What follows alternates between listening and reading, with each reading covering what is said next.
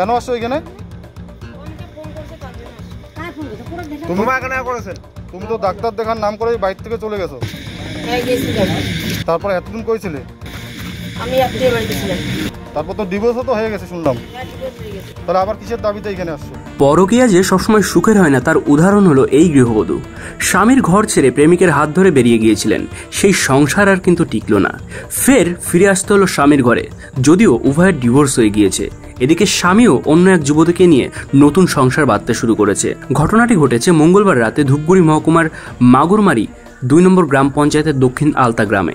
ঘটনা প্রসঙ্গে জানা যায় স্বামী ও সন্তান রেখে অন্য এক যুবকের হাত ধরে পালিয়ে গিয়েছিলেন গৃহবধূ। এরপর 3 মাস প্রেমিকের সাথে থাকার পর ফিরে আসলেন প্রাক্তন স্বামীর বাড়িতে। এ বিষয়ে স্ত্রী ও ছেলের বাবা কি জানাচ্ছেন আমাদের ক্যামেরার সামনে শুনবো। তারপর তো ডিভোর্সও তো হয়ে গেছে শুনলাম। তাহলে আবার কিসের দাবিতে এখানে আসছো? ও আমাকে ফোন করছে। কি বলছে ফোনে? ফোনে বলছে ও আমার ওখানে গিয়েছিল, ফোনে কথা বলছিল, মা আসলে ও মরে যাবে। ও কি বিয়ে করেছে আবার? হ্যাঁ, বিয়ে করছে। তাহলে তোমাকে কেন ফোন করলো? ও এখন ফোন করলো সেটা ওকে তো জিজ্ঞাসা করতে হবে, ও কেন আমাকে ফোন করতে গেল। আমি চাই না যে ও আমাকে পরে ফোন করুক, কিন্তু ও আমাকে কেন ফোন করলো? কবে ফোন করছো তোমাকে? ও আমাকে ফোন করছে আজকে থেকে 11 দিন হলো। তখন থেকে ওর বাবা মা বলেছে ও সিম টিম পাল্টে দিয়ে ও এখন কোথায় গেছে আমি জানি না। বাড়িতে নাই ছেলে? ওর বাবা মা ওকে সরাই দিছে, আত্মীয় বাড়িতে এখন আছে। আর তুমি এতদিন কোথায় ছিলে? আমি ওই ছেলেটার ওখানে গেছি, ওখানে আমার দাদি বলতেছিলাম। তো ছেলেটা এখন কোথায়? ছেলেটা ওর বাড়িতে এসে। ছেলেটাকে ছেড়ে দিয়ে চলে আসলে? হ্যাঁ। কেন ওর সাথে সংসার করবে না? ওর সাথে আমি করবো না। এ আমাকে 1 মাস থেকে কথা বললো আমার সঙ্গে বিয়ে করলো। আমি ওকে বলেছিলাম যে বিয়ে করছে ওকে নিয়ে থাকো, আমাকে ফোন করার দরকার নাই। বলেছে যে আমি তোমাকে চাই, তোমাকে আমাকে লাগবে, আমি আমার বাবা মাকে দেখে নিব, যেমন আমাকে বিয়ে দিয়েছে জবরদস্তি, আর সেটা আমি কিছু জানি না। তাহলে তুমি এত বড় একটা বাচ্চা রেখে কেন গেলে?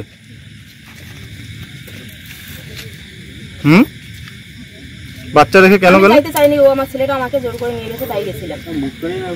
এখন কি ওই ছেলে তোমার সাথে সংসার করবে না? এখন আমি এখানে আসি, এখন ও আবার কেন আবার নেবে? তাহলে এখানে তো ডিভোর্স হয়ে গেছে তোমাদের। ডিভোর্স হয়ে গেছে, সেটা আমাকে এখন ওকে লাগবে। ওর থেকে আমি কথাগুলো কেন যখন ডিভোর্স হয়েছিল তখন তুমি ছিলে না? তখন আমি ছিলাম তো ওখানে। তাহলে এখন কি দাবি নিয়ে বসছো এখানে? ও আমাকে বলেছিল আসতে, তাই আমি আসছিলাম। কেন আবার? তো ছেলে তো এখন অন্য জায়গায় বিয়ে করেছে। অন্য জায়গায় বিয়ে করছে। ও আমাকে দ্বিতীয়বার ফোন করলো কেন? আমাকে এতবার ফোন করলো কেন? আমার সঙ্গে দেখা করলো কেন? ও আমার কাছে পয়সা নিল কেন? এগুলা কি ওর ভুল না? এগুলা কি আমার ভুল? আমার কি একার ভুল? তো ছেলে যদি এখন তোমার সাথে না থাকে কি করবে তুমি? কেন থাকবে না ও? তাহলে আমাকে ফোন করলো কেন? কেন তোমার সাথে তো ডিভোর্স হয়ে গেছে। ডিভোর্স হয়ে গেছে, ও আমাকে দ্বিতীয়বার কেন ফোন করলো? কোন দাবিতে ফোন করলো ও আমাকে? আচ্ছা, কি নাম তোমার? আমার নাম রুনা বেগম। বাড়ি কোথায়? বাপের বাড়ি? বাপের বাড়ি পূর্বালতা গ্রাম। আর এটা কি স্বামীর বাড়ি? হ্যাঁ। আগের স্বামী? হ্যাঁ। আপনার বাড়ির সামনে এত ভিড় কিসের?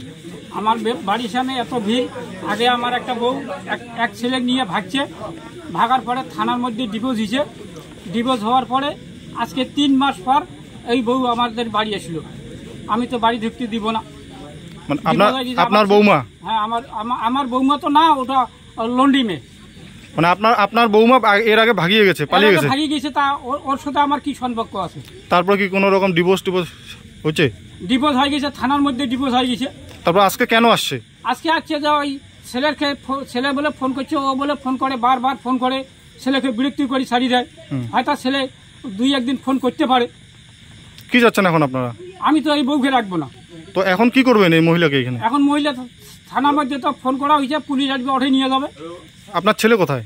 আমার ছেলে আমাদের জামাই আর আমার ভাগিনা ভটভটিয়া গাড়ির অ্যাক্সিডেন্ট হয়েছে, ওইখানে গেছে। কি নাম আপনার ছেলের? তসিদুল্লুর রহমান। আপনার নাম? মজিবুল্লুর রহমান। কোন জায়গা এটা? এটা দক্ষিণ আলতা গ্রাম।